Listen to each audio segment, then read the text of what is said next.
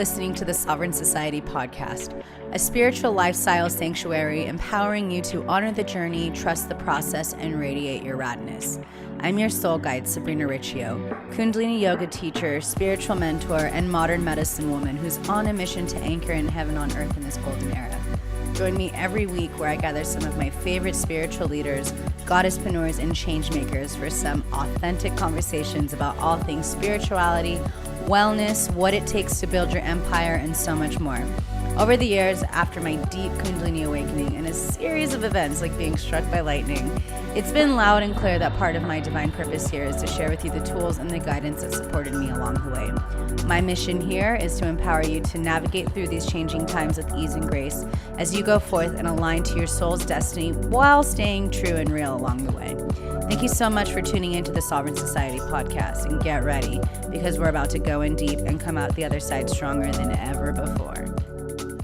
Hello and welcome to another episode of the Sovereign Society podcast.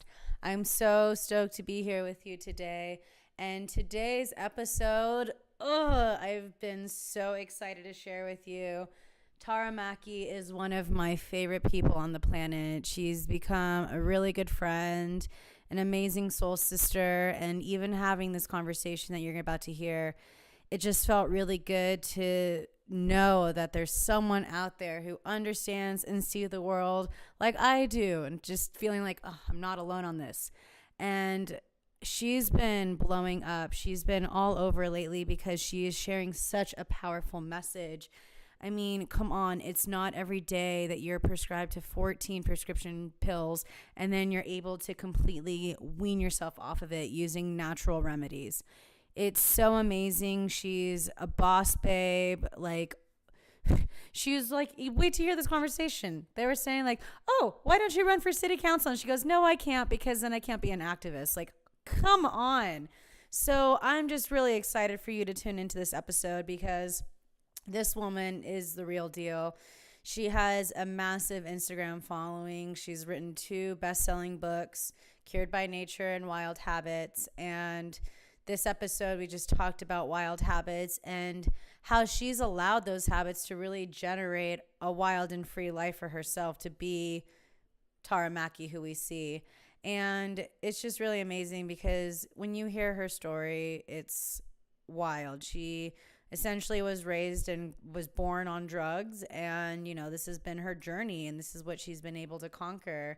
And after really healing her chronic illnesses and being able to get off these medications, she's really a leader in the consciousness movement to really help people reclaim their sovereignty, to honor where they've been, to understand that you are not your story, you are not your upbringing, and you have the power to design the life that you want. And so I'm just beyond thrilled to share this episode with you. We literally talked everything from activism to women in business to diversity in business, which is something that is coming up a lot lately. We talked about sustainability with composting and plastics and being aware of the type of products you're using, if they're glass or what have you.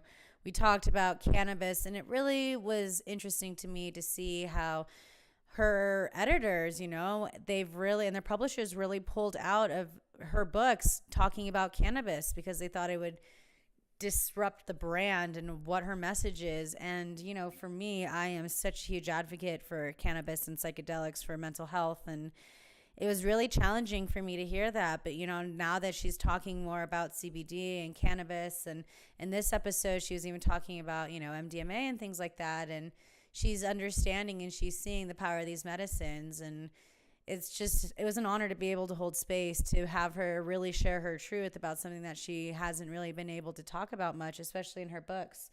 And as someone like myself who's really worked and navigated through a lot of mental illness, I just really am grateful for Tara's commitment to really speak up and to really share and just really be real about what's going on. And so she's writing books. She's a public speaker. She has this really amazing blog called The Organic Life, and that's where she started her holistic and sustainable living platform.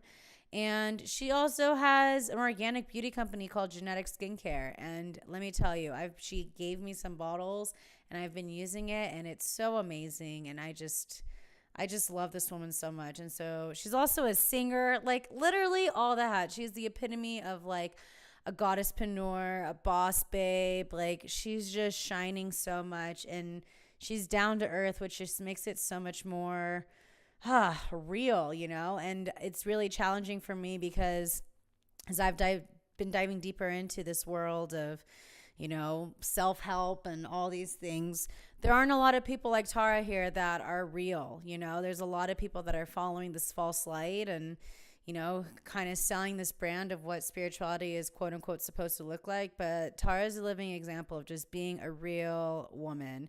So in this episode, we discussed how she saved the trees in Torrey Pines.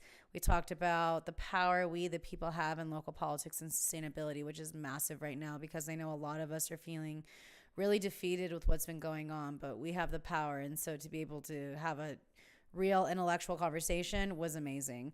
We also talked about her transformational journey to reclaim her health and her sovereignty by changing her habits, which is really, even listening to it, I was like, damn, like, allowed me to really reassess in my life. Perfect for this dark moon we're experiencing right now before we go into eclipse season, and just we're in the middle of a really potent time in human history right now. So we also talked about the wild method, and this is what her whole book is based off of, and it's going to change your life, I guarantee you. We also talked about honoring your sacred temple and space, especially as an entrepreneur and a public figure, because you can't always be in the limelight all the time. You also need to make sure you're filling up your cup.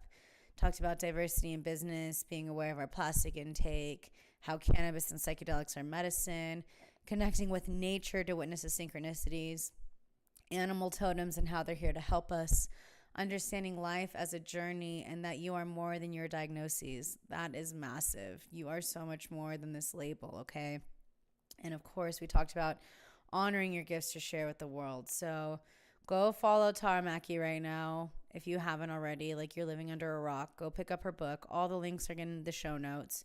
And I'm just really excited to see who's listening. So send me a screenshot, tag Tara and I, and use the hashtag Sovereign Society podcast, and let me know how, you know, I'm getting so many messages from you all about this podcast and how it's really changing your life.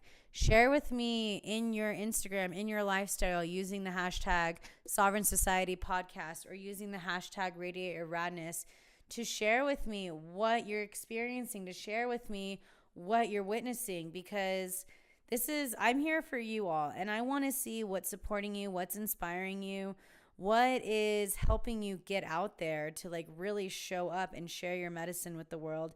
Because guess what? The time is now. There's no more bullshitting. This is the time for us to live fully. This is the time for us to live authentically. This is the time for us to step up. The ball is in our court. We have the power, and it's about us really showing up. This is about us really being like, you know what? I am responsible for my reality. I am responsible for my life, and this is what I'm here to experience. This is what I'm here to witness. This is what I'm here to share, and I'm not playing small anymore. And so I want to share an review from iTunes from episode 44 that someone shared. And she says, Sabrina, I recently uncovered your hidden gem of a podcast about 2 months ago. Since then, I've been completely hooked.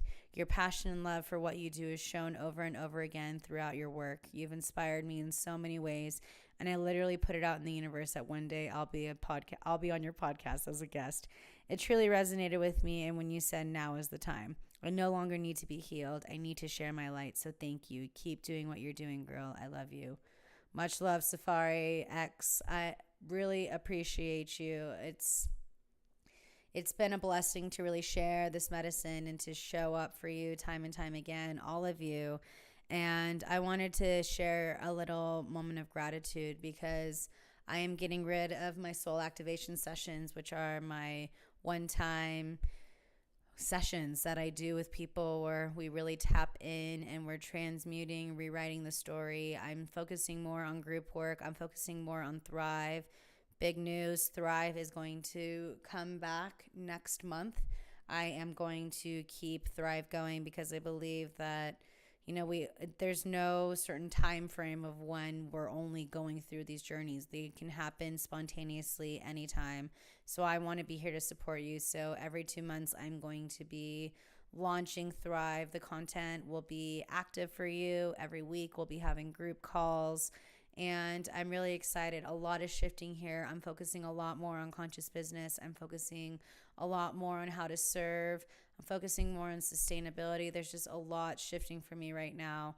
And I want to thank you for your patience and thank you for being on this journey with me and being part of this experience as I've been really transmuting and becoming more and more sovereign every day, more and more of my highest self every day.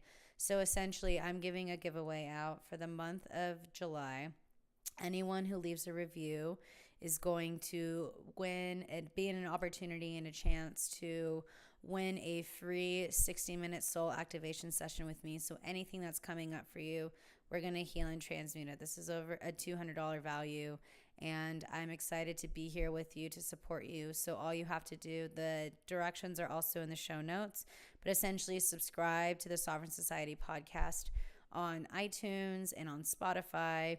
And leave your review on iTunes. And once you leave your review on iTunes, send me a screenshot over to hello@shamanessagoddessa.guru, and you'll be entered to win. Even if you've left a review before, you can send your screenshot over to hello@shamanessagoddessa.guru, and you'll have the chance to win. I have a lot of your entries already because anyone who leaves a review also gets my free ebook, Sadhana. And that's going to help you to really set yourself up to cultivate this daily practice and ritual to create new habits to help you align to your highest self. So again, anyone who leaves a review between now and the end of July will be getting an opportunity. I'm going to announce on August 1st who won my free soul activation session with me. And then after August, I am getting rid of the one-time soul activation sessions because I'm really honoring my energy and I want to be able to support you more through here on the podcast and support more in my group activations and my one-on-one sessions. So a lot, like I said, a lot is shifting, and this is me really honoring my boundaries and honoring my energy so that I can continue to do this work and support you all. So enough of me. I'm really excited to be sharing with you this episode with Tara Mackey. This is chapter 46, All Good Things Are Wild and Free, with my girl, Tara. Enjoy. Let us know how you feel. Let us know that you're listening and send your screenshots over. And let's dive in. Enjoy. Okay, so I'm super stoked about this episode with Tara Mackey here because we've been trying to have this episode for months. Right. And I was in San Diego after Desert Hearts, and I was like, dude, fuck this. Like, I'm going to, do it live with her and hang out with my homegirl. Yeah. And it's so funny because it's, down the street from my old apartment from when I last lived in San Diego. So I'm having a lot of nostalgia and also, heart chakra healing. And I'm like, okay, cool. Picking up where I left off with, my people and my tribe. Because, I love Joshua Tree, love the nature, all of that. But, my people are out here in San Diego. Yeah, we got nature. We have tons of nature. So much nature. So much nature that this goddess, saved the trees. Yay! I'm so excited. I'm really, really excited that those trees are still there, dude. Because, SDG&E was trying to cut down almost 100 trees, including endangered Torrey pines. And I showed up at the town meeting with my, one of my best friends who's an anchor for Fox News, and she dropped a mic in front of him, and she's like, what, you were going to do what? And we just started grilling them, and then I hired a master arborist to come out and assess the trees, and the master arborist who'd worked for SDG&E, the power company previously, came out and said all the trees were healthy, and, I presented that at 2 other town meetings. They have never come back to a town meeting since we dropped a mic in front of them. Bye. By the way, they've never come back. But I've gone back and just made sure that, because now they can't do it without getting it passed through the community planning board. So I just show up at all the community planning board meetings. I love you so much. Like, I just live there now. And it's funny because she has like a tent hanging out. It's just, you know, she just lives there. I just live there now. She's got a kombucha on tap there. Yeah, I know. I told them, I'm like, I'll start bringing champagne and beer. Like, we don't have to make this a boring thing. Yeah. But I come now just to make sure that they're not going to go do anything sneaky. So, and the city council has become really good friends. We've become very, very good friends, and they really appreciate all the work that I'm doing. And the reason that I'm not, and I do encourage everyone to vote this year. It's an election year, and please, please, please vote. But the reason that I did not run for city council this year was because city council told me not to. Literally because once you're in the government, you can't take up activist causes like this. Like, I wouldn't be able to say, I want to save these trees, because like, you just can't really have like opinions anymore. So they were like, if you want to keep doing this work, like, stay out of politics. I'm just like, I had no idea you were even considering running for city council. I'm always like, God, this bitch is like a queen. Like, I literally see Tara and I'm like, she has so many hats and she just slays it every time. And now she's like, oh, I'm just like running for city council, but not, because I was advised not to, so I can continue to be an activist. And I'm like, this bitch is amazing. Oh, you're like, so I funny. aspire. Like, she gave me the hustle cup because we're at her house, and she gave me the hustle cup, and I'm like, damn, this bitch is like the queen of hustle. So I'm like, okay, so what a reflection. Yeah, let's do this. Let's do this. There's a lot of good energy in that cup. I'm so blessed and just like taking it all in. Abundance, yes. So thanks for having me in your house. We were trying to do this conversation outside because ever since I did my interview outside with Luke Story, like, I was like, dude, I just want to do all my interviews outside because it's like so beautiful. But it was raining this morning and wet. I know. And Luke told me about that. And ever since then, I'm like, I want to do all my podcasts outside. Oh, it was so fun. Yeah. So, I mean, there's enough nature to look around that like we're by the fire. So we've got some elemental juju here. It's not just all computer screen, which is great because like, I live in Joshua Tree, so I'm definitely like lone wolf over there. And like, you're in San Diego, which there's still a very super strong conscious community, but like most of our homies are in LA and stuff. Yeah, most of our homies are in LA. And it's, I miss them, but I think we're the kind of people that I need space. Sanctuary. Yeah. Like, I love LA, but I love to visit LA. Yeah, exactly. And I lived there for a few years and I was like, I like this. But then I came down here and then I just kept being called to be down here, and so here I am. It's very hard, very, very difficult to leave, as you know. Yeah, I mean, I left to like be my grandmother's caretaker, but I lived in San Diego for 10 years, and like being back here the past few days because of how I was able to decompress after teaching at a festival all weekend. And I was like, oh, fuck, I really miss San Diego. Like, I've been feeling it, and this is the longest I've been away. And, like, I haven't been here since I bought my house, like, back in June. So it's been almost a year. Ew, that's fucking gross when I say that out loud. You're like, ew? So gross. Like, ugh. But, no, I do miss it. Like, there is definitely an ethos and a conscious awareness here. I mean, LA, there's a lot more to navigate through. Yeah. Well, there's different energies here in LA. People move to LA for much different reasons than they move to San Diego. But I feel like the difference between San Diego and somewhere like Joshua Tree is that we have like the flow from the ocean. Yeah. Which I feel like actually energetically like clears a lot more than being out in the desert. Landlocked. Yeah.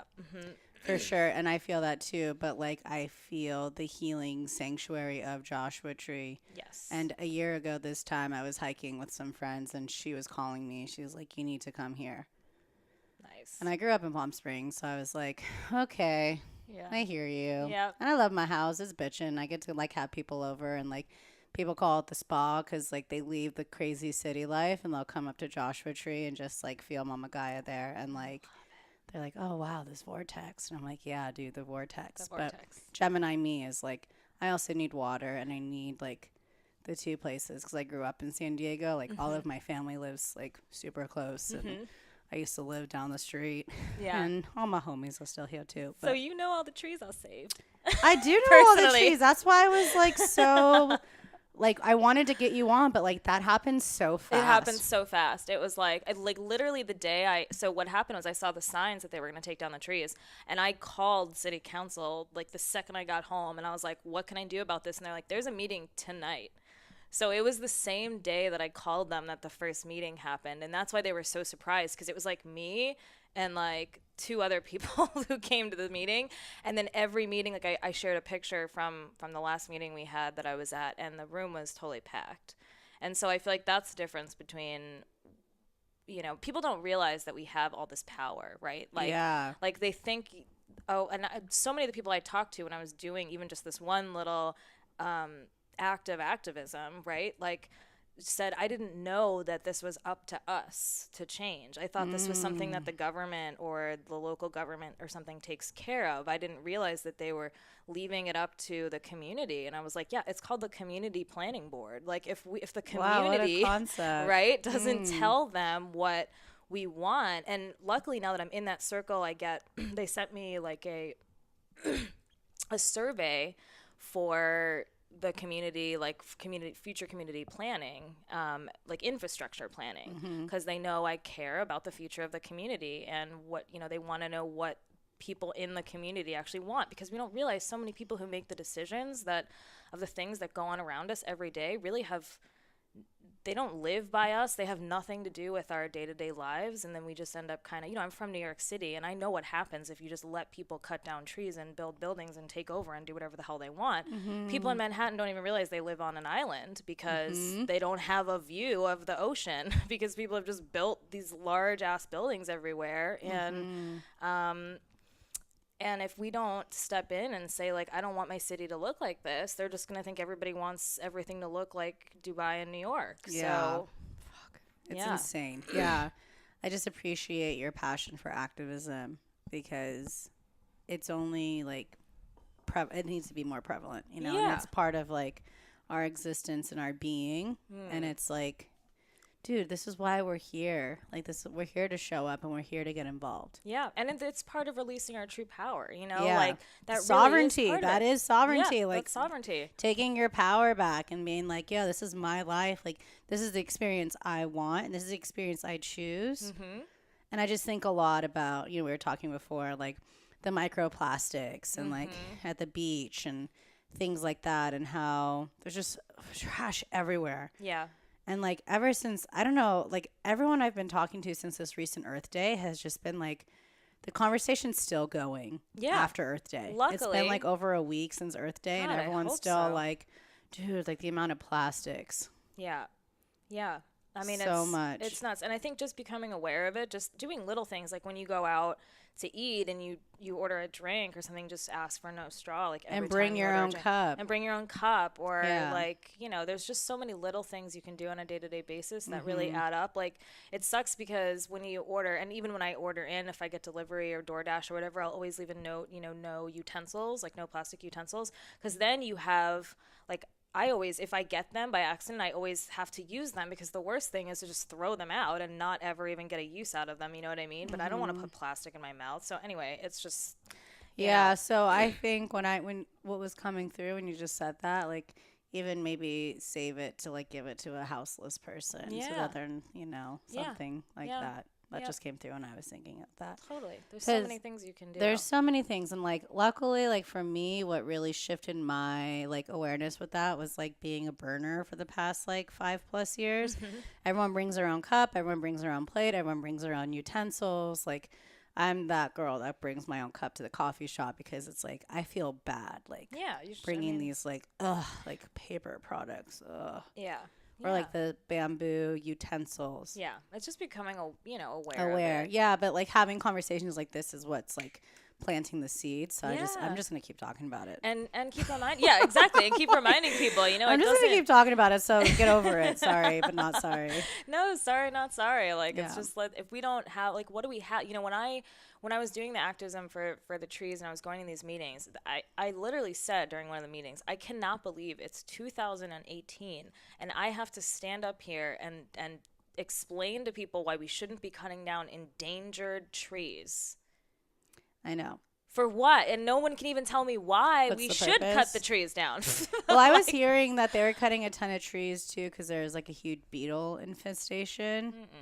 No. Well, they might have been doing that, but this was not these. No, not these. When I asked them, I was hearing by like Ocean Beach and stuff. There was a huge like beetle infestation that were like the trees were sick.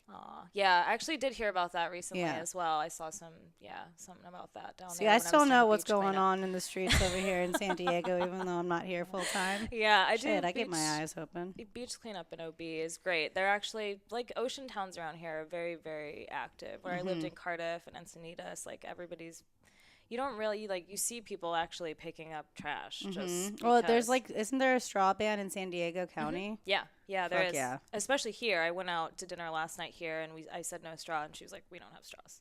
And I was like, and people are doing more of the paper straws too. Yeah.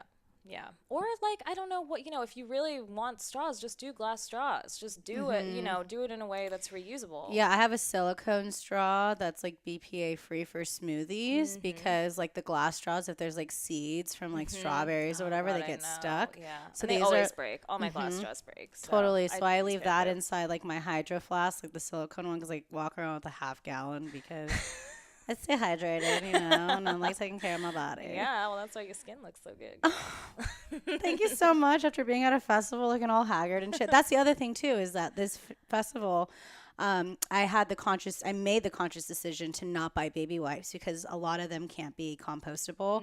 They just go into landfill. Yeah. So I just had like Dr. Bronner's inside like water, like I put in like a amber like glass thing, and I would spray that on like a washcloth and like bathed myself with that instead of having the baby wipes. So I was like, fucking pat on the back, Sabrina.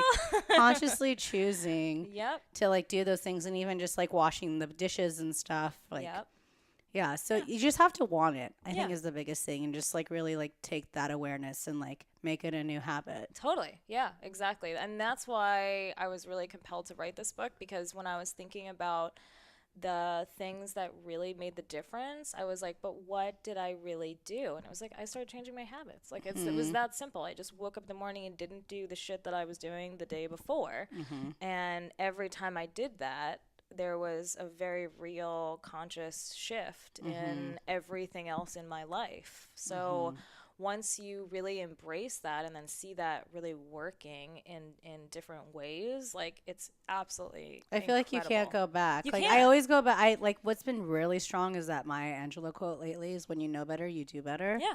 Like the quote that Oprah lives by, who's like obviously my queen, but like I don't know how I don't just have like a life-size portrait of Oprah above my fireplace. It's like Broad City. She has like the Oprah like yes. picture over. Yeah. Like no, I've been like obsessed with her. Anyways, no, but when you know better, you do better, and so these are part of these new habits that like we cultivate. And so, what was inspiring you with this book? Because I know when you wrote Cured by Nature, that was like you really talking about like you getting off in your story about like getting off 14 pills, which is like still blows my fucking mind. It blows my fucking mind, dude. It blows my fucking mind. Like that's when I was sharing my Instagram yesterday, like I should be dead. You know what I mean? Yeah. Like, and I told the story, and then I also, in my stories, and then I also did a post about it, because I just woke up yesterday and I was like, I should be dead. Like, it's so weird that I'm not dead. Well, you had to be on this podcast dead. No, I'm just kidding. I'm so kidding.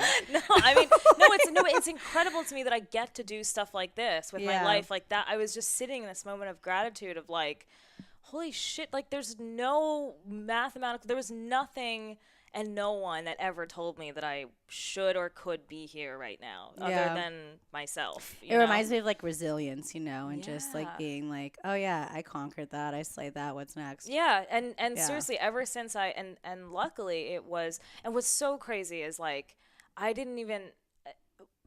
So sometimes you get through stuff and like it shows you the lesson, and then the lesson is the story. But for me, it's crazy that getting through the stuff is the story, and then grow through what you go through. Yes, like queen, now, like the hardest things I've ever gone through, like are what I get up every day and get to like teach. You know what I mean? Yeah, girl, I fucking get it. Oh, and it's so crazy. gnarly, because when you're going through it, you're like, you just want to like punch a wall almost. Yeah, right? for sure. Or like not you hopeless. You feel victim. Like, Yes. like why the hell is this happening to me? Why me? Yeah, and that's been the biggest thing for me lately is like getting out of that victim mentality and like choosing to become victorious instead of the victim and being like, dude, I get to slay these dragons and I get to conquer this and then I get to hold space and have that compassion for other people. Yeah, and you know what I mean? in the book I talk about the difference between a creator mentality and a victim mentality, right? So creators make, victims make excuses, creators make solutions. Like, and you can take the same thing, the same situation, and either use it to empower your life or use it to disempower your life. Yeah. And I think when you've just, like for me, but I didn't start this journey until I was 24, and so for 24 years before this, I had just learned that when you have, something shitty happens to you, that's an excuse. And you can use that as an excuse. And then I got all these labels. Yeah. And then that becomes a mantra, right? Like you don't even realize that all these beliefs and these things that you're telling yourself or that other people are consciously or unconsciously telling you become your daily mantras that you end up living by of like, why me? Why is this happening to me? Why isn't my life better? Why am I at this shitty job? It's like Eeyore. Like Eeyore from Winnie the Pooh. Yes, it is. And he used to depress the shit out of me because he was so mean. I loved Eeyore. He was my favorite. It's like, oh, I got a fucking cloud on my head today. It's just the norm. Like, I couldn't deal with him because he was so me. And when you see yourself truly, that's what angers you the most. Oh, the triggers. Right? It's Absolutely. the triggers. Yeah, like that's how you know when you're pissing someone off, they're seeing something in you that they don't want to deal with in themselves 100% of the time. Because I can tell you what I felt when I was pissed off at anybody, and it was recognizing things in me that I didn't want to come to terms with, right? Yeah. So that story, that journey, because it's just always like, like it's so shitty to go through and to realize and be like, oh wait, I'm actually responsible for that. I think that's a huge part is like this responsibility, and like to me, like responsibility and discipline are like one and one of the same. Yes. Well, that's why discipline is one of the steps in the wild method, and why I felt like I really needed to share this wild method. So the wild method, which is in Wild Habits, WILD is an acronym. So it stands for willingness, intuition, love, and discipline. And they're the 4 steps you need to overcome literally anything in your life, to change your habits, to propel your life in a completely new direction, to quit your job, to deal with your relationships, like whatever is going on, to deal with your health issues. And I really feel like it's another tool. It's just another life hack for people to have a way, if they feel stuck, to go like, okay, what do I do? All right, I got to come back to the method. And then it really works for everything. It works for dealing with little things like indecision to large things like losing family members and friends and, the worst things that can happen to us. Like it applies regardless of what you're going through. Because they're all the same. It's just like different. They have the same energy behind it. It's just like a different picture being painted. Yeah, and they're all kind of amalgamations of not doing that, right? Like if you're stuck somewhere, you're not willing to acknowledge what's wrong. You're not using your intuition. You're not showing yourself love, and you're definitely not getting disciplined about doing all those 3 things. So it's a slap in the face. It's like the ultimate bitch slap. Yeah.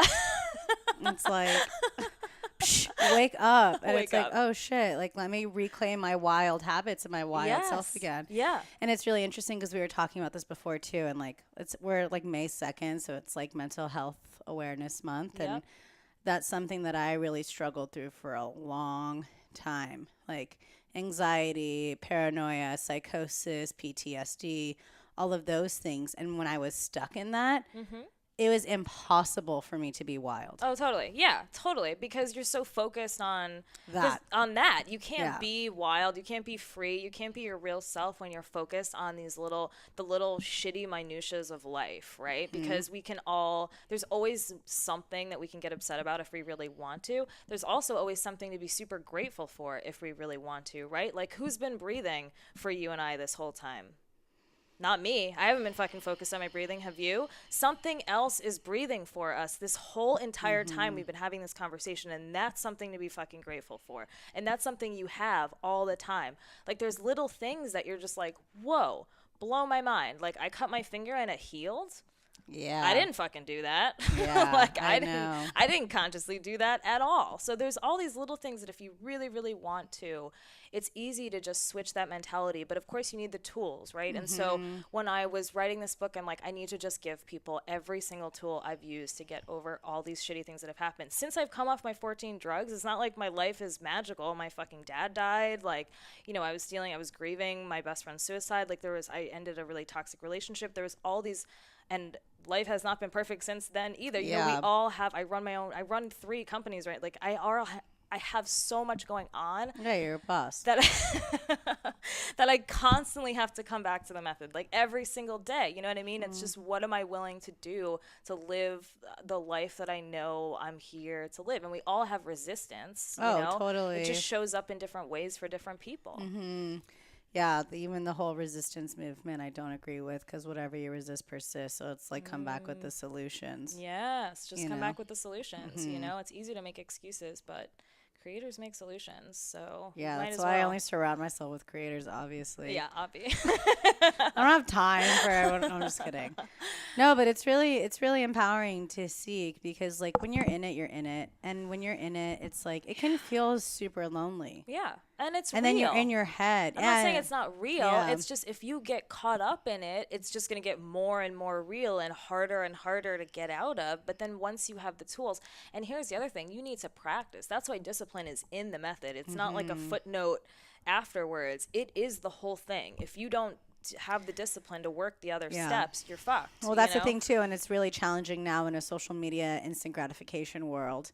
You know, it's like people forget, like, the hard work pays off, and you have to like put the time in. But even then, we're using our discipline for the wrong things, right? We're disciplined about scrolling through Instagram every fucking day, but are we disciplined about actually answering the emails that are going to put money in our bank account, or quitting our job, or doing the things that are hard to do to like actually propel us in the direction of our dreams? Like, if we were all really living at our highest selves, what the hell would the world look like? I think it would be a much more beautiful, loving, open, vulnerable place to be, you know, with a lot more. I mean, everything around us was created by somebody else. So just think about if people were creating things all the time without mental limitation, like what the world would really look like, what this fucking fireplace would look like, what these chairs would look like, if people were just creating things out of like love, you know, and coming from the truest place they possibly can, like the world would look so much different. No limits. Yeah, for sure. Like being limitless. And because I feel like I've been really tapping into a lot too, because thank God I was at this festival for 5 days, because I was 5 days away from technology. Like, because I found myself getting caught up again with the scrolling, with the posting, with the bullshit. And like, because I went to school for marketing, like I've literally been like, my brain has been wired to focus on marketing and sociology. Like, that's what my degrees are in. So it's just like, I'm always looking at like, oh, branding, this. And like, to be able to get out of that too, to create space to allow what the magic to really roll through is super important too. Because if we're constantly scrolling, or we're waiting for that double tap. Yeah, exactly. Which like, is just validation. Yeah, we're waiting for validation. Totally. For what we're putting out there. So permission granted, just do you. Yeah, exactly. Do you. And also support your friends who are putting themselves out there. You know what I mean? There's part of it, to me, that's about real support. So I might not be able to like all my friends' photos, but I try to connect with the people that really matter to me in ways that really matter to me. Like, sorry I didn't like your photos, but we hung out for 7 hours, and yeah, you know, that's, everyone has different love languages too in that way. You know, exactly. Like, I love quality time. Yes, I'd rather I think that's why I like started a podcast, is so I can have like quality time with people and like get to like share their stories and connect with them on a deeper level and be like, oh, wow, like, you know, I want to share my friends and like their amazing stories and what they've been able to overcome, like their David and Goliath story and like the hero's journey, like all of that, because being able to have these conversations and like take that time to like spend with each other is an opportunity to share that message with someone else who may be going through it. So much real life that goes on a day-to-day basis that is not shown on social media, and I think that's the part that people really need to remember. Like, of course I'm not going to post like if my dog has an accident in the house, or when I, you know, if someone's throwing a tantrum. Yeah, it's just interesting because with what the like social media and like it can definitely be very consuming too, that it takes you out of the present and takes you out of nature. Yes. Like, I love seeing that there's more places that, for instance, that are posting signs that say, like, we don't have Wi-Fi. Like, have a conversation with the person in front of you. Call your mom. Exactly. And so I think we're just in this, like, very interesting space, too, of finding that balance between, like, life and like business. Yeah. And this being our livelihood, right? Because it's like, I can't just disappear because I have a book coming out in 5 days. As much as sometimes I might, especially during launches and stuff, you want to disappear because you're giving yourself to people. You're being vulnerable. All day long, right? And it's very like, when do I get to just like relax, you know? Because I'm one of the people that really needs that time. And I just saw an interview between Oprah, speaking of our girl O, and Amy Schumer. And Oprah was saying, I really resonated with this one part of your book. And Amy was like, let me guess what part. And Oprah was like, you'll never guess. And she's like, you're an introvert. And Oprah was like, how the fuck did you know what part it was? And Amy was like, because I can tell you're an introvert. Like, you truly are. Like, as much as you give yourself to other people, I can guarantee you're one of those people that at the end of the day just like wants to be alone by, you know, like, I'm sure. And she was like, I always, like, Gail's always dragging me out to these parties and then I want to leave early. And she's like, thinks the party was great. And I like didn't talk to one person. And I'm like, how can Oprah be going to parties and not talking to anyone? Like, what? For sure. But even Oprah needs like alone time. We need that space. And that's something I've been really, that's being in Joshua Tree too, is like, it's allowed me to be really introverted and like really hone in with business and myself and not being like so caught up in everything else. But I'm also realizing like the pendulum swung too far. Yes. But I also need to make sure that I am being social and not being a hermit. Yes. And not just when you're working. So I just came to the conclusion about 2 months ago that the only friends I had were work friends. The only time I talked to people was when I was doing stuff like this. And this is great. And we always, you know, when I podcast with somebody or do an interview, I always talk to them before and after and everything, or we hang out, like, you know, and I become friends with people. But it's like I didn't have a single solitary friend that I didn't meet through work. Dude, all of my friends lately have been like, but I realized that this past weekend too. I was like, okay, so I've got like my festival community. And then I've got, like, my entrepreneurial, like, homies that are just, like, slaying with me, and I'm with them, and we in this together. And then you've got, like, some of, like, other people, too. But, like, I know for me, too, I've been really tapping in more into that specter, too, of, like, the entrepreneurial life because it's intense. It's so, I posted that meme the other day that was, like, the steps of working for yourself. Like, yay, I work from home. Yeah. Okay, pajamas all day. Okay, I really hope like the squirrel comes by today and talks to me again. Yeah. You know what I mean? Like it's very lonely.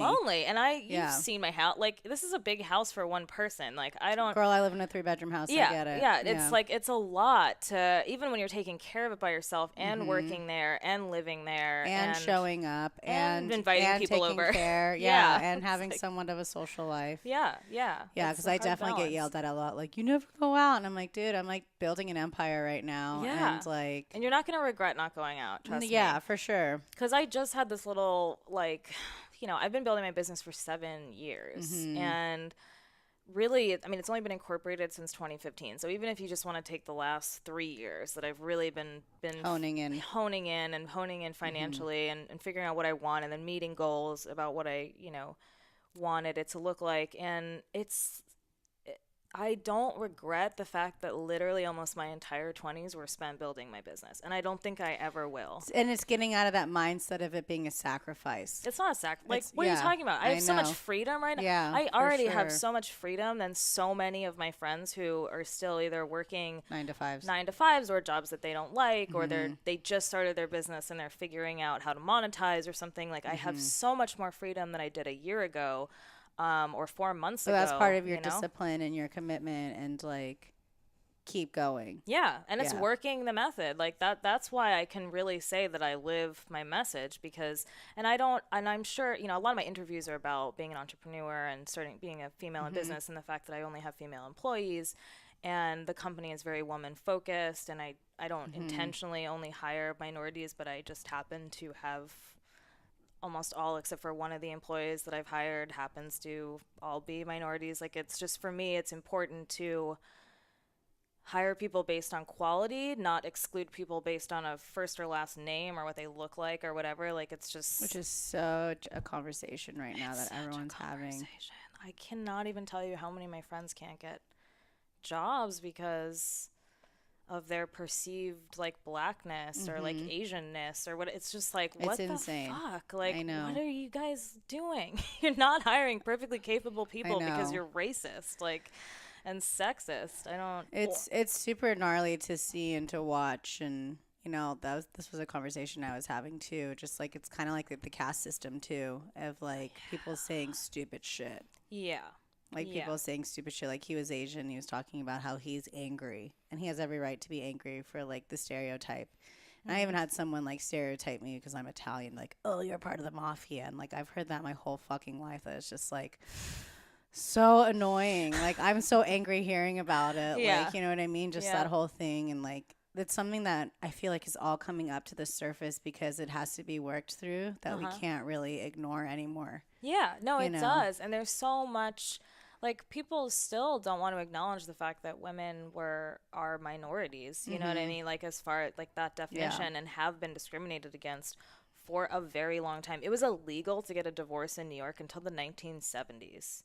For a woman to divorce a man in New York City. Like, that's insane. That's pretty nuts. We've only had the right to vote for less than 100 years. Right. You know, like, we haven't even had a voice in politics. And Kamala Harris was talking about how there's now, there's more women in the Senate than there ever was. And there's still only like 5. I know. So. Well, that's what's going to be interesting. Like, you're talking about, like, going out to vote. Yes. That's why it's going to be super interesting to see how this really...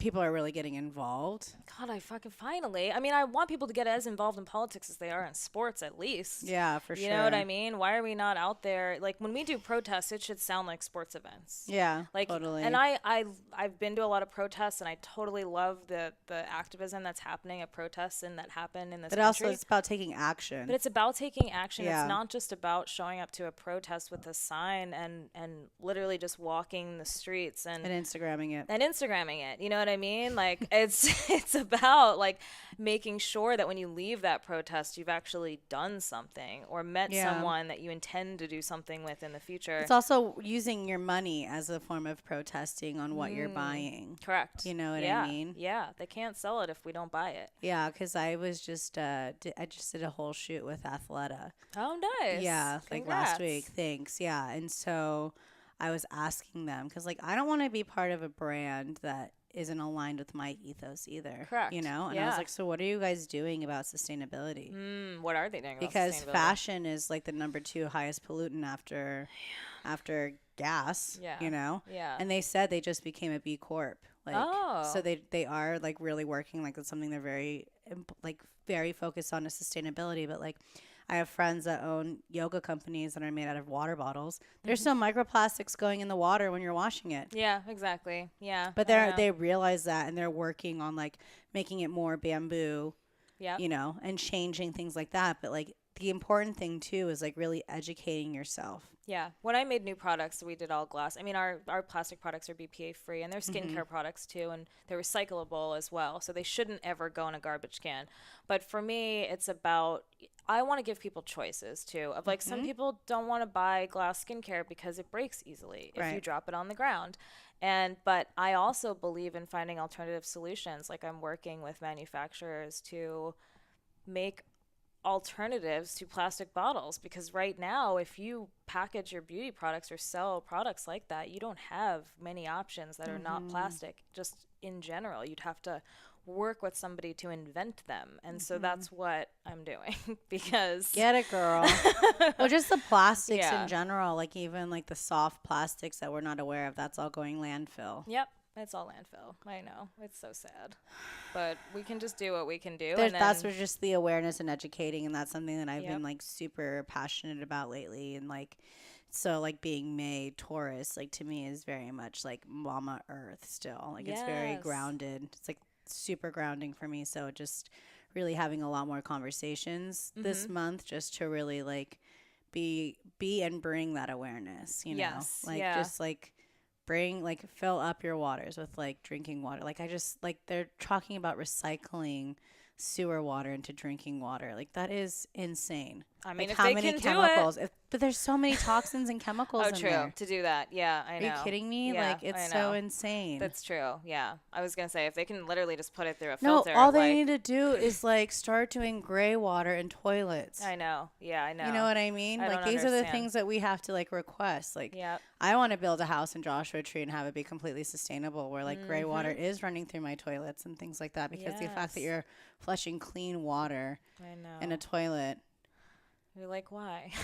Why? But it's like I said, these are conversations. It's like, okay, so now we have this awareness. So Yeah. how do we, like, choose again? Yeah, exactly. We just have to And we choose can't again. beat ourselves up for the No. way it is, because And this it was like this. We were born into this world. I remember when I was little, like, raising my hand in class when we were first learning about, like, toxic stuff in science class and going, like, so I'm confused. How did we take all of this stuff from the earth and then turn it into something that the earth now can't deal with? Because everything that you use to make plastic or make oil or whatever, like, comes right from the earth. So how can it be bad for the earth? And my teacher was like, yeah, that's the thing about humans. We just happen to take all this stuff that would, if you combined it, be toxic.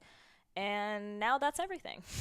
Get over it. And I was like, why though? I love that you asked that question when you were a child, because Yeah. I had a similar situation with Dare. Remember Dare? I do remember Dare, yes. Yeah, so I asked Officer Pete why. You remember his name? Of course I remember his name. I asked Officer Pete why cannabis is bad Oh. if Susan Sarandon was smoking it in Stepmom to help her with her cancer. And he had no answer. Uh-huh. So I was, like, in 5th grade, and I was like, oh, okay, so Sabrina's the rebel.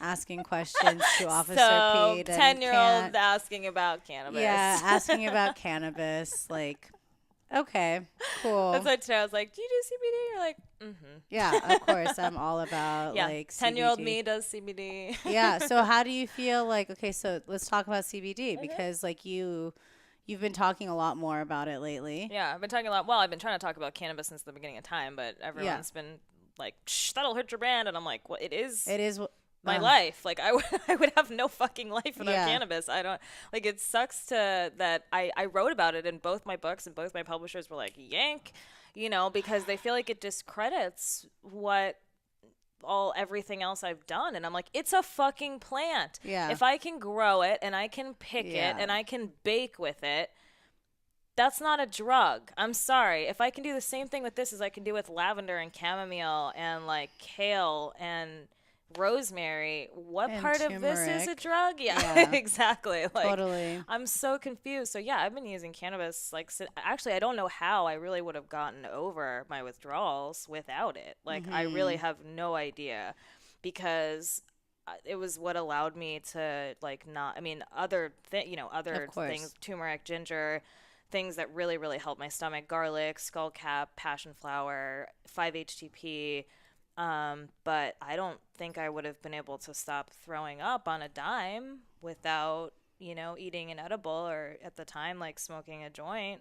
You know what I mean? Seriously, I really don't think I would have been able to get over it. And so for me, it's just about, like, listen, it's not for everyone. I have a very high tolerance to everything. If I actually got high, I wouldn't smoke weed, right? Because it's like that defeats the purpose, but it doesn't affect me that way. It's like a body thing for me. So, and then now I just use CBD strains that don't have really any THC at all. Yeah. Exactly. And then I can just get through my day, like, normal. And now they have teas and vapes and for sure, dog treats and tinctures, and, like, it's amazing. I mean, it's come a long way. I'm really happy I don't have to smoke a joint to medicate anymore. Yeah, I hear you. Yeah, because I was in a car accident my senior year of college, and I was in a neck brace my last semester of college, so I was super cool because I was just, like, walking around with this, like, awesome neck brace. How many dates did you get? So many. Like, I, like, decorated it, and I was rolling around in my Razor scooter on campus, like, not giving a fuck, because, like, whatever, I'm in a neck brace, like, turning around, like, yeah. Of course you were. It was real. But I stay stoned the whole time because they wanted to put me on a grip of pills. Yeah. And I was like, this is completely against my ethos. So I was like, my family owns a cannabis company. And I was like, Dude, I'm just like gonna smoke weed and eat edibles. And it actually ended up being my highest GPA semester. And this is the semester of my fucking senior thesis, dude. Yeah. I mean, listen, I was like able I said, to really it affects heal. everyone differently, and I think it's very healing. I will say there was a point after I got struck by lightning and had deep psychosis, paranoia, all that. I did stop. You have to. I had to. You have to, because it can, and it's certain, so there's different strains, totally. right? But certain strains can make you very paranoid. Oh, and yeah. I was already there because I was like, Yeah. oh my God, 2012, end of the world. I got struck by lightning. Like, this is it. This is it. This is it. This is what they've all been saying. This is it. And so I like definitely stopped smoking weed for like 3 years. Oh, okay. And then I picked it back up because like I was like, I'm ready to work with this medicine again. Yeah. It's medicine. Yeah. It's a healing herb, just like everything else, you know, you take on a daily basis, and you can, I mean, it's a strong one. It's one I feel like other than... especially in California. Shit, like we got it down here. We got it. We figured it out. Yeah. We figured we it know out. what's going on here. And I've smoked with Snoop Dogg, and like... Wow, how was that experience? It was amazing. I did a music video with him a few years ago, and he was just passing the blunt around, and I was like... Yeah, not very many people can say that. Yeah, but his stuff, the reason I say that, I don't mean to brag about smoking weed with Snoop Dogg, although I did smoke weed with Snoop Dogg. It's just facts. Okay. It's just facts. But he, his shit is chronic. That is not weed.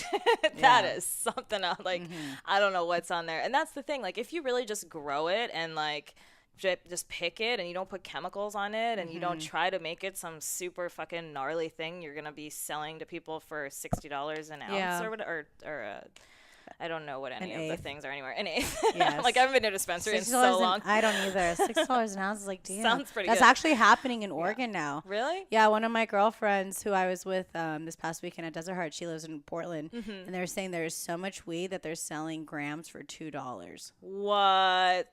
Nuts, which would usually be like 20 if you don't know, like cannabis. Yeah. Yeah, That's basically $2. free 99. Yeah. Yeah, so it's interesting, but it's good because I am seeing more people interested in it, and like people are wanting to get off the pharmaceuticals. Yes. And I knew if they could find a way to extract CBD and really kind of go for it, that they could switch people over. And I've seen people who, especially after 420, right? I felt like this year 420 was finding like, oh damn, all my friends smoke weed. Oh yeah, for sure. Cool. All right. I was actually getting really frustrated because I was like, dude, it's 420 and it's like legal in California, and I have yet to smoke. I was like, what is going on? But it was good. I had like acupuncture that day, and I was just like really I don't need it. Yes, that's the thing. I don't need it. I know. But I was like also like going through it because like I had an exorcism. Right, your the exorcism. week before. Yep. Yeah. Yep. So I was just like really tapping into that, and my best friend was buried on 420, and I was just like, wow. And like Avicii died, which was like very big on like mental health, which was very challenging for me because like electronic music really helped me overcome my depression, like suicidal. I was suicidal. Oh wow. And thank you, music. Yeah, like, how for sure. amazing is music? I'm sure music has saved my life. Like countless times. I get like teary-eyed thinking about it because even like this past weekend being at a festival all weekend, like I'm such a fucking old fart that like I went to bed at 9:30 every night.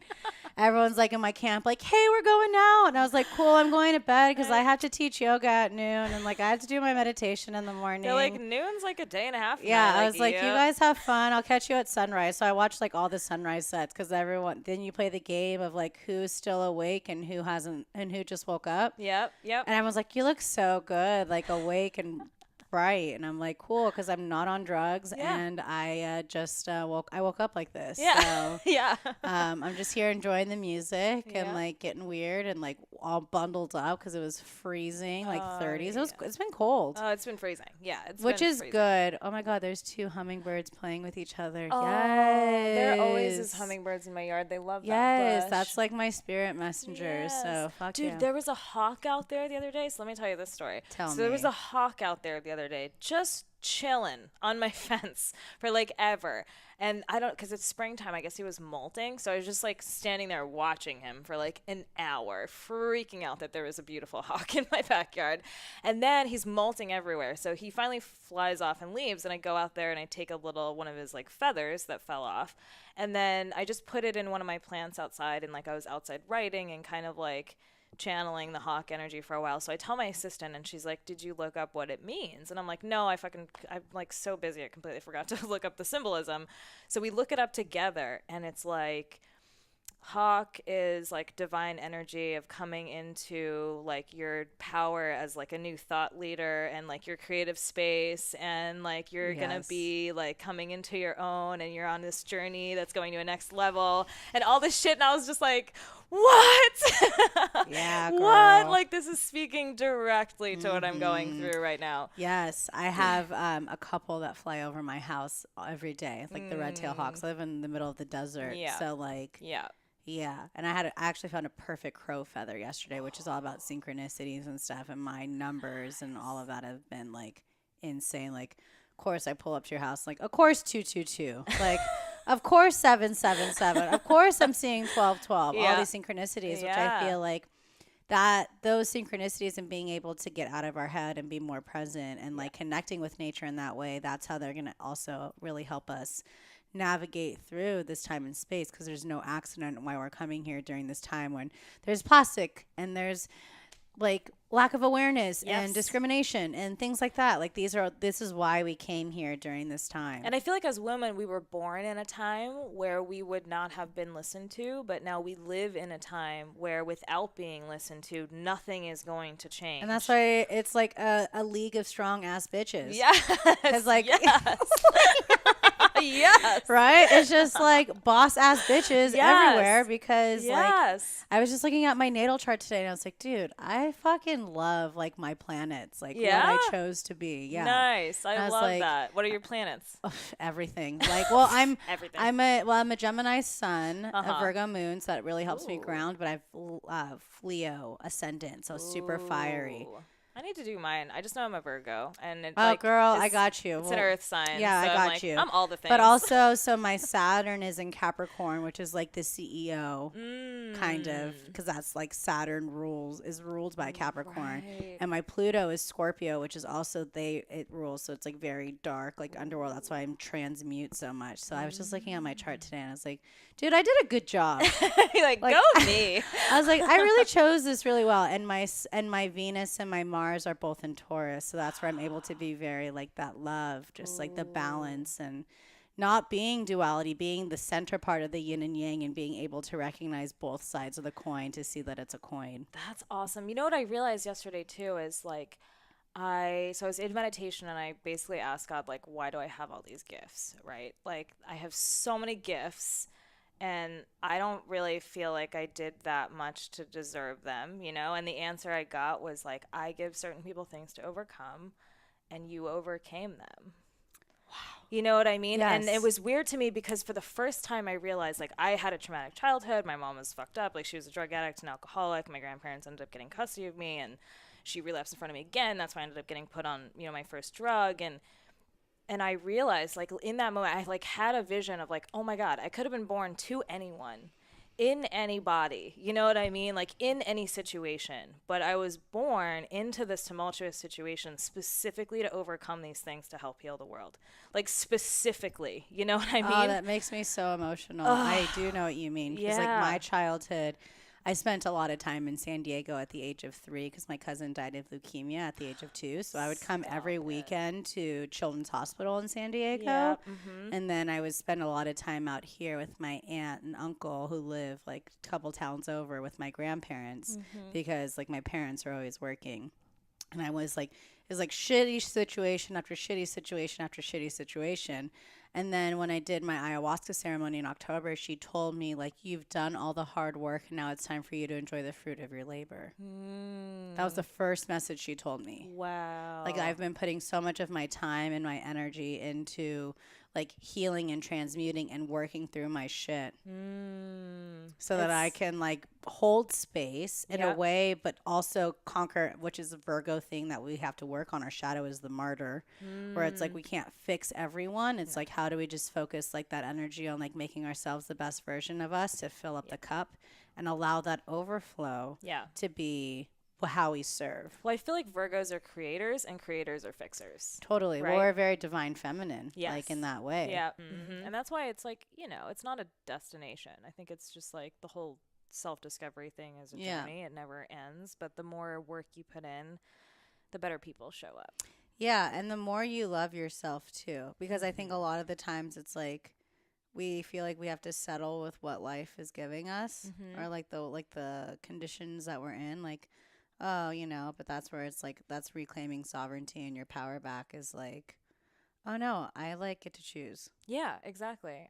And even like my acknowledgement right now is being like, okay, I'm not crazy anymore. Or like we were talking before, like we were both labeled as crazy for a very long time, right? And so I don't want, but I still, it's funny because like like especially the males that I'm not even attracting, like going on dates with or whatever, just people I'm attracting in my life in general are still like, when I talk to them about their past relationships, they always are dating some version or have dated some version of like the old me, you know? And I'm just like, why am I still attracting these people? You know what I mean? Like I'm still definitely working through the fact that, and not that everyone who has a crazy ex-girlfriend, because I'm sure pretty much everybody does. I do. I have a few crazy ex-girlfriends. So I don't think that means that that's who they are right now or clearly what they want or they wouldn't have ended that relationship. But it's still also like, why does that sound like me from 10 years ago? To me, when I tap into that, I feel like that is a part of myself that I still need to love. Definitely. You know? Definitely. And it's like recognizing that when you went through that, like that was just a trial. Yes. But it is still part of who you are. So there's no shame. No, what I think is the great acknowledgement is that I can go back to being that crazy person any fucking time I want. Oh, yeah. But you want people, friends, lovers, relationships around you, those people who can recognize she can go back to that place anytime she wants and every single day she chooses not to. Yeah. And that's what I love about her. You know what I mean? Yeah. So that's what I I'm was looking definitely for. like batshit crazy. Oh, for totally. A while. Me too. Yeah. But I also think when you're labeled or you're put on medication, like you're giving yourself less coping mechanisms anyway. Yeah. So of course you're going to start feeding into your labels and your diagnosis and all these things people are telling you are wrong with you because how could you not? Yeah, it's tough. And I think like even going to that when you're in it and there's like people that don't understand, like it's really hard to navigate through that and be like, this is just temporary, or like, you know, there's a bigger reason as to why this is happening. Yes. Yeah. And I think it's owning what it really is too, which is just you haven't practiced having control over your emotions. Or you've been told to like be ashamed of like feeling angry or like feeling upset or like this bitch is off her rocker. Like, but it's like, no, I know what I'm resonating with and I know what I'm seeing. Sometimes we don't have the language. Right. Or other people don't want to accept it. Or they don't accept it, or like you're just hanging around the wrong people at that time. Exactly. Yeah. People who are a little less, you know, and they conscious or aware or like, because I mean, definitely with mine, a lot of like, I was just like deep in the rabbit hole of like what was going on, like conspiracy theorists. And I was like, oh my God, are you guys not seeing this? Well, you're very tapped in. And I feel like that's something that if you don't know how to use it can go awry very quickly. That is why I was struck by lightning, because I was like in it and I was like, fuck the man. Like, I got this. I can do this all by myself. And then I was told. God was like, boop. Yeah, I was like, bitch, I'm going to bitch slap you right now. And then everything was just super hypersensitive. Yep. And I was in that hermit space for a long time. But like going to healers, working with psychedelics, and like finding the right people was really what allowed me to feel supported. I've heard amazing things about psychedelics. I was hanging out with Tim Ferriss the other day, and he was like, he actually does and funds research about microdosing and psychedelics to help mental illness. Don't even get me started. We talked about it for like 2 hours. Yeah. I was like, this is the most fascinating thing I've ever heard. Microdosing psilocybin is what changed my life. That's his big championship right now. He's working on studies with Johns Hopkins. And Beautiful. It's like, I'm so happy they're doing that work. Yeah. You know, that it's even legal to do that work, because not too many years ago it was not. So A year ago this time I had this woman on my podcast, Sarah Gale, and she's all about psychedelic harm reduction with MAPS, the Multidisciplinary Association of Psychedelic Studies, who I am so grateful for, because I've had a difficult psychedelic experience and it really changed the trajectory of my life. But then I've also been able to hold space. Like, I had someone at Burning Man 2 years ago who I sat with him for 8 hours because he was having a difficult trip. yeah. And then even last October, I was at a festival and this guy was having a massive ego death, and I sat with him for 3 hours. Whoa. Yeah. So that's something I'm so passionate about, and it took me a while to really admit that and speak up about that, because it's so against the norm. Yeah. And I think it's one of those things that people think you need to have clout first and then you can talk about it. But it's I think the clout will come from being from open just being and open. about Yeah. And I mean, something that I'm super passionate too is I live so close to a Marine base. Even being in San Diego here, we're so close. There's so much PTSD. Yes. You know, There's and so many military, everyone who is if they get caught smoking weed, they lose all their VA rights, which is insane. So insane. It's so insane. I know so many people who really, really need to smoke weed but can't because they're in the military, or they were in the military, they're vet. or they're a doctor in the military or something. Not that I think doctors in the military should be smoking weed, but you know what I mean. Yeah, I hear you. You know, but that's why I'm really passionate about having these conversations on platforms and stuff like that, just to have people think outside the box and realize that there is no box. Yeah, there's no box. There's no box. That's so funny. Yeah, what a and concept. I can't, what a concept. I can't fuck with too many. I've never done any psychedelics, and I can't mess with too many drugs because I was born on drugs, right? I've never done coke. I've never done born coke on either. So I think MDMA is a very beautiful drug that should probably be legal. It's another thing that I'm almost. It's on stage 3. Really? Yeah. Oh, good. Yeah. Ooh, because it's it can be microdosing can be very therapeutic. Totally. My issue is when I was a journalist in the scene, I was rolling every weekend because I was insecure. Yeah. But it also worked to help me. That's how I really found God for the first time. Yeah. Was it'll open oh up your my mind. gosh. Yeah. I was oh my God, this is love. That's what really helped me get out of my suicidal depression. Yeah. Was working with MDMA. I was just abusing it that I had no more serotonin. Yeah. You can only eat so much 5-HTP. And drink so much orange juice. Yeah, drink so much orange juice and eat so much 5-HTP to the point where you're oh wait, I have no serotonin left. It's gone. It's all gone. Well, I really needed it at certain points in my journey for that exact reason, is that I've been on medication for so long, and so much of the medication I was on were actually GABA inhibitors, right? So I'd been blocking my body from being able to make its own serotonin and dopamine and MAO inhibitors and things that I had actually really needed. Right. And if you can microdose and you can just give your brain that jump start of here's the serotonin that we've have needed this whole time, I think that can really give people some clarity and propel your even life forward. sassafras. What's that? It's kind of like an MDMA, but it's not as oh my God, everything is love and everything. It's more calm and more chill. And I did that the day of the eclipse. It was the first time I ever did it. And I haven't touched MDMA since 2012. And so, but that to me was a very big opener. 2012 was a good year for MDMA. 2012. I was at was Coachella in 2012, so I know. Oh, that was. I was at Coachella 2012 when I had my difficult LSD trip. Oh, so yeah, wow. we were there. Oh, we were there. We were doing that. Yeah. Yeah. Yeah. Those were days. Yeah. DAZE. Yeah, those were days.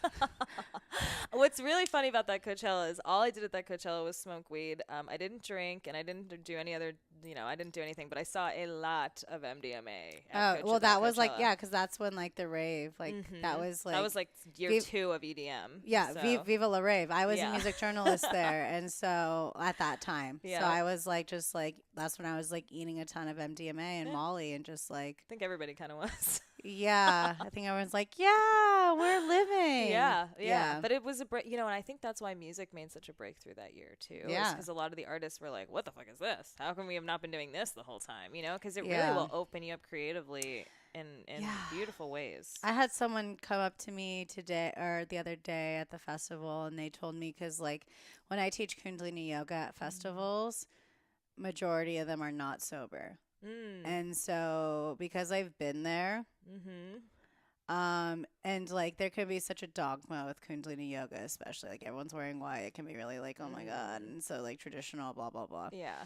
So I'm a rebel in that community too, because I'm like actively talking about ayahuasca and actively talking about psychedelics, but I can hold space for people that are in there with no judgment, because Kundalini energy is so intense that like you have to really make sure that everyone's safe. Yes. And so someone was like, you know what, you're like a DJ. Because DJs, a good DJ will be able to navigate through the crowd and understand and like bring them on a journey. Right.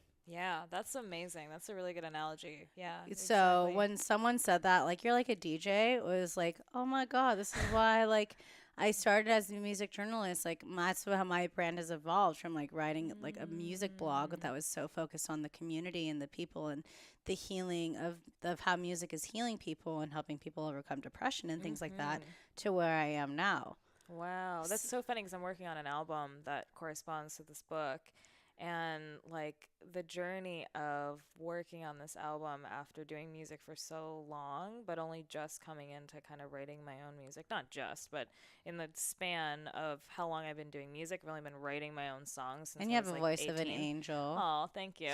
That's where I get another thing. I'm like, she's just like fucking all the facets. Aw, thank you. Well, that's why I was like sitting in my meditation yesterday, and I was just like, really though, why do I have so many gifts? Like, why can I write and sing and write music and like speak and touch all these people? Like, why do I look like this? You know what I mean? Why do I like...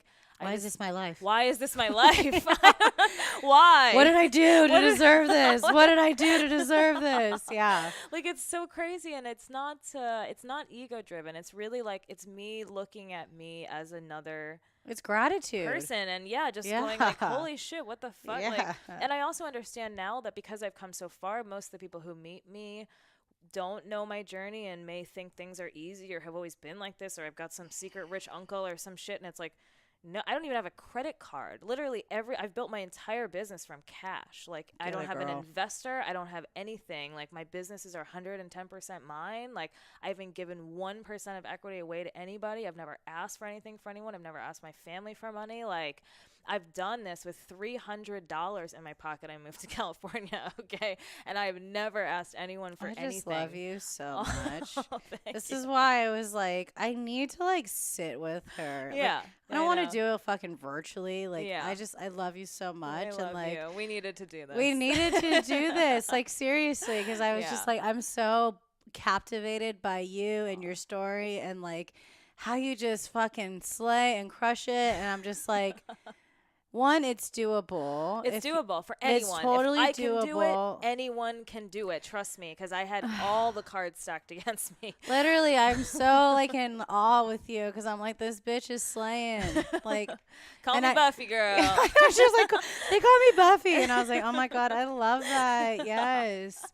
No, but surely, like, I feel like it's so amazing with social media and like having these conversations, because we get to like really hear the triumph and like how to like really honor the journey and trust the process and to embrace this human experience and recognize like how much power we have, two, like how things flow in a way that you just have to like really believe in yourself and believe in the higher plan, and to trust yourself and to trust like how things, like, they may not look the way that you think they're supposed to, but they actually come back so much better. Yes, and I feel like that's why I really wanted intuition to be a part of the method. It's everything now. It's trusting yourself. Yes. It's really what it is, you know? It's trusting that what you're feeling immediately, your gut feeling about something, is correct 100% of the time. It's never wrong, and it's never going to steer you in the wrong direction unless you start questioning it, unless you let your brain get in the way, or your heart get in the way, or your hormones get in the way, or whatever it is. Like,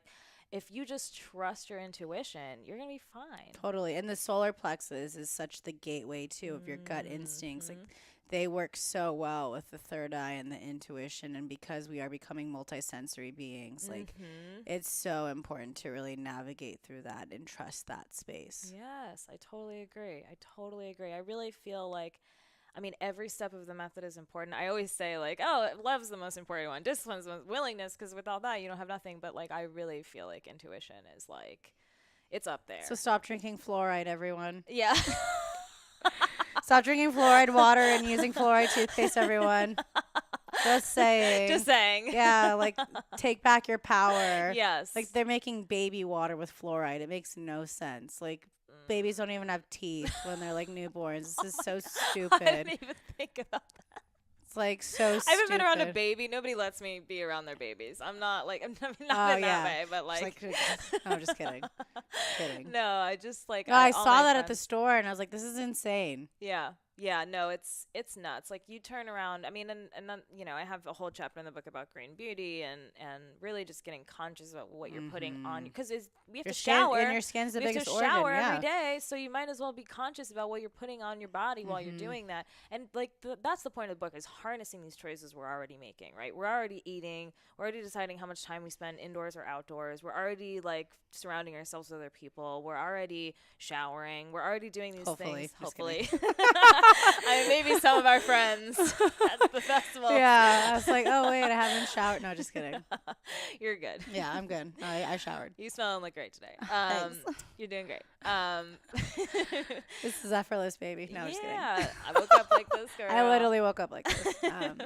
No, but yeah, I think it is important because like your skin's your largest organ too, and that's something that like put like water filters on your showers, like things like that. Like that because I live in Joshua True where the water is shit. Yeah, you know, and it's like I'm really like, oh my god, there's so much lead in the water. Yes, and when you get water filters and you look at them 2 months later and they're black, and you're like, I was gonna put this on my body. I know, like, but I'm just so grateful I live in a time where there is awareness and there is social media and there's things a water like that. filter. You know what I mean? If we were born in 1950, like, I mean, we might be okay by now because we're like in our 20s and 30s, but like if we were born at a different time, there was a lot less to. Yeah. People were just. I always remember that scene in Mad Men. I think it was like the first season in Mad Men when they were still kind of making all this social commentary, and they all went out to a picnic, and it's the scene where they're enjoying this picnic in like the early 1960s, and they finish the picnic and it's like all plastic, and they literally just go like this with a picnic blanket and they fold it up and they put it away and they leave all the trash on the lawn that they just like enjoyed on the scene, and then they just walk away, and like that's the end of the episode. And I was just like, so many people in the 60s fucked us. It's your fault. We're cleaning up your mess. That's the thing of like, oh, millennials, you guys think you're like so privileged. It's like, no, we're cleaning up your shit, you assholes. Left us so much shit. Yeah, we're cleaning up your shit, assholes. Like your gas and your plastic and your mess. Fuck off. Oh my god. When we were born, like Staten Island was basically a garbage dump. Oh, for sure. Oh, I mean? Yeah, Staten Island for sure. I have family in New York. Yeah, I've heard. Oh yeah, for sure. Yeah, and I mean that's where we were putting all of our garbage, and now it's just like going, I don't know where the fuck they're putting it. I know, and they're just it's yeah. Well, that's why like even like I remember when I was in Thailand and stuff, how they burn a lot of their trash that's still going in the ozone layer and like but things like they that. do it on islands. They do it on Huahine, the island I went to in Tahiti and stuff. But honestly, I think it's better than, because even their only other option is transporting it off the island, and it falls in the ocean and all this other and then the gas from like it is kind of if every little family is doing it and there's only one person in one little garbage can, like well, I'm actually really proud of myself because I'm almost zero waste. Like I'm doing really well. Like I have the small trash can, and I take that out like maybe once a month. Oh wow! And then my recycling I take out, which is the bigger size. I take out like every 3 weeks, once a month. Nice. I wish. I'm still throwing out so much shit from after my breakup that I definitely am not zero waste right now. Yeah, but you're on but it's something you're consciously or actively striving for, and like buying more bulk and like things and like my compost just turned into a garden. So there's that. My compost is almost is like I'm just getting back home from here, and I'm going to start turning it for the next month. I just started putting my like peels and stuff and my fruit in those pots. You can see it from out here. And it just it just like sprouted and turned into a garden. And I was like, wow, amazing. Well, that's what happens. Wow, what a concept. What a concept. Yeah. It just Everyone should start composting if you have, if you can. Yeah. Well, you can. I feel like a lot of people are like, we don't have a backyard area to put it in. Yeah, but wherever your trash is, like, I don't think your landlord would mind if you just put like a little compost. This is part of you becoming activist and like speaking up. Yeah, I mean, you have to. Like, nothing's gonna change if you don't start the change. Like, who's gonna say no? I don't want to. We don't want to compost in our apartment complex or whatever. That's insane. Yeah, I remember first seeing that like 12 years ago when I was in Santa Cruz. I went to like go visit my friend and they're super hippie and I'm like, oh my God, compost, what is this? Like, but that was just a lack of awareness, right? Exactly. We all have to do that. I didn't, I feel like I didn't know anything like yesterday. Yeah. Well, welcome. This is life. My name's Sabrina. We're sitting here in your house. Like, this is how we do things. It's so crazy. It's even crazy to say that, like my house, you know what I mean? Like it's very, I'm sure because you own yours too. I'm sure it's very like, whoa, what? My house? Yeah. I'm having like people like come through and like we're gonna like I'm telling you, ever since doing that live with Luke, I'm like, dude, I want everyone just to come out to Joshua Tree for a weekend and like let's record. He's gonna be talking about that podcast forever. He told me about that like immediately. He was like, want to hear the coolest podcast I ever did? Oh, well, because it was really beautiful the day that me and Luke recorded, but they were doing like construction outside, and he's like, I'm gonna get a place that's not here. Yeah, he's like all about going to Topanga right now. Yeah, I know. I hope he does. Which is cool. Like we're all realizing, like, go back to nature. Get out of the city. Yeah, get out. I like to like just like I said, I like to pass through. Yeah. If I go to Santa Monica, I just gotta go say hey to Sahara, and then that's that. And then I just like, all right, cool, I'm going back to Joshua Tree. See you later. Yeah, exactly. But anyways, so let's do. I want to ask a couple of quick questions, like lightning round. Yeah. Okay, so other than the hawk that's hanging out with you, telling you how like you're gonna like continue to take over the world, what are some of your other spirit messengers? Oh, that's really nice. So my dogs. So isn't that really weird how you asked me that and they just came in? Definitely my dogs. Like they always. It's so weird because they're both adopted, and I feel like they just came into my life in these really weird ways. I got them both. With people I was previously with, but both toxic relationships, right? And they're kind of like the best things that came out of them. And then they're like my little spirit guides every day. I feel like we chose each other for real. Oh my God, I can't wait to see bed right now. I can't even. Okay. Sorry, I haven't seen my dog in 2 weeks. I'm like going crazy. It's baby. like, I'm like going nuts. So I'm like going to cry. Okay. Oh, no, I get it. Okay. So, what would you tell younger Tara today? Oh, man. So how old is she? Okay. Okay. So the big thing I feel like I would definitely tell her is that you're not broken and there's nothing wrong with you. And that everything that you think is wrong with you are just labels that other people are putting on you because they're uncomfortable with parts of you in this moment at this time. You know, the same parts that people are labeling and medicating you for are things that are going to bring you the most joy in the future. Fuck yes. That's what I would tell her because she probably wouldn't believe me, but I would tell her anyway. You're listening, bitch. Let me tell you. Oh my God, I love that. Yeah. Oh, I just wanted to feel into that. That's so beautiful.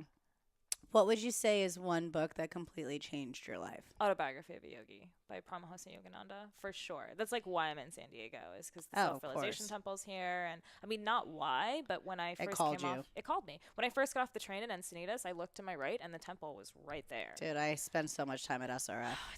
My yoga studio that I used to teach at and trained at in Encinitas. Oh, I know where it is. I mean, Soul Yoga. Yeah. Oh, nice. Yeah. So you could feel the Yogananda presence. That's why I feel so drawn to North County, San Diego. What's so funny is when I first moved right there, when I was just saying I know which one, I don't know which one. I was just actually gonna say that there's so many around there. Like when I first got there, I typed in like yoga studio, and I like within like the 1 mile radius around me, it was like. Like it's the Om capital. Are you kidding me? There's so much in Encinitas, so much yoga. It's the best. It was like 100 places popped up. Yeah, that's why this place always has a special place in my heart. Yeah. Awesome. Okay, so what would be like one takeaway you would hope someone would have with your book, Wild Habits? I feel like I want people, my greatest hope with this book is that people feel like they have the tools to conquer anything. That's honestly my greatest hope, that they get to the place that I'm at right now where I'm like, bring it on. Mm-hmm. You know what I mean? The worst possible things I think have already happened to me. And if worse things happen to me in the future, I at least know how to deal with them at this point. You've got your toolkit. I've got my toolkit, you know, and I know how to at least live a life where I'm not bringing drama in unnecessarily or focusing on anything that's going to steer me off my path. And that's my greatest hope for other people when they finish the book. I love that. Yeah. Yep. And then what would be one piece of advice or anything that's coming to you that you feel like needs to be shared? People need to get out, like go for a walk. Just if you're listening to this and you're not already on a walk right now or outside or enjoying nature, like just do it. That's the one thing I remind everyone. It's the number one. I have a list in the book, like 2 or 3 pages of wild habit examples. But the first one is just go on a walk. Yeah. And it changes everything. It really does. You're not going to be the same person when you come back from your walk. So just do it. Awesome. And then where could we find more about you? Wild Habits, your like conglomerate empire of like genetics and blogs and books and everything. You can find more information at wildhabitsbook.com, and you can follow me at Tara A. Mackey on Instagram and Twitter, and the Organic Life blog on Facebook. And your website? And my website is theorganiclifeblog.com. Yeah, and you should definitely all check it out because I just love you so much. Oh, I love you too, Sabrina. I'm so happy we got to do this. Oh, no, so fun. This is my second live podcast ever. My first one was with Luke, and this is my first one ever at my house. Yeah. So thank you for coming over. Oh, my God. Any excuse to come to San Diego on there. That's why I was like, dude, I got to take advantage of this. Yeah. And then when I saw where you lived, I was like, oh, my God, I could like see my old apartment from here. This is nuts. It's exactly where I'm supposed to be. This is definitely where I parked my car. Yes. So I just thank you for like all the work you're doing and for you showing up and like your passion and your commitment. And like, I'm just so grateful you're in my life, and it's just been so fun. I'm so grateful you're in my life, and thank you for holding the space for me, and thank you for having me on. I'm so glad we got to do it this way. I know we've been talking about this for months. Like since last year. Yeah, since the trees. Yeah. Since like November. But it's effortless. And everything happens for a reason. My book comes out in a week, so clearly we were supposed to do this right now. Thanks everyone for listening. Go check out Tara if you haven't, because like she's the bee's knees. Oh, you're the best. And she's saving the bees just by her presence and her radiance. You're the best. Love y'all. Thanks for listening. Take care. Okay, so literally Tara Mackey is like one of my favorite people ever, and it was so powerful, this episode. It's not often I get to talk about activism and spirituality and cannabis and psychedelics and business, literally all of my favorite topics, and this is why Tara is a soul sister, and I just love her, and I'm so grateful for her presence and her commitment to serve. And I mean, come on, how great was this episode? So if you loved it, I would love to see your screenshots. Tag Tara and myself at Sabrina Riccio and at Tara Mackey, and we want to know who's watching, who's listening. We want to see you, and we want to be here for you. I mean, we're here to really shift our habits and our perception of this world. And so it all starts with you, and trust us, if we can do it, you can do it too. So thanks again for tuning in. If you haven't yet subscribed, if you want to leave a review and if you have the time, I would love that. If anyone who leaves a review and sends a screenshot over to hello@shamanessagoddessa.guru, I will be picking someone by the end of this month to do a free soul activation reading with me. I'm not doing one-on-ones, once-time sessions anymore. I'm shifting it all to more group work and long-term one-on-one groups. So if you've always wanted to work with me and you wanted to have a session with me, this is your opportunity. Subscribe to the Sovereign Society podcast on iTunes or on Spotify. Leave your review on iTunes and send a screenshot over to hello@shamanessagoddessa.guru. All of it's in the show notes, and I will be choosing the winner by the end of the month. And so I'm really excited. Go get Tara's book, Wild Habits. I'm going to be finishing it up while I'm on vacation, and yeah, I'm just so honored, and she's just a badass. Like, literally listen to all the things she's done, so you can do it. Thanks so much for tuning in, and we'll be seeing you next week. Have a good one. Sat Nam. Bye.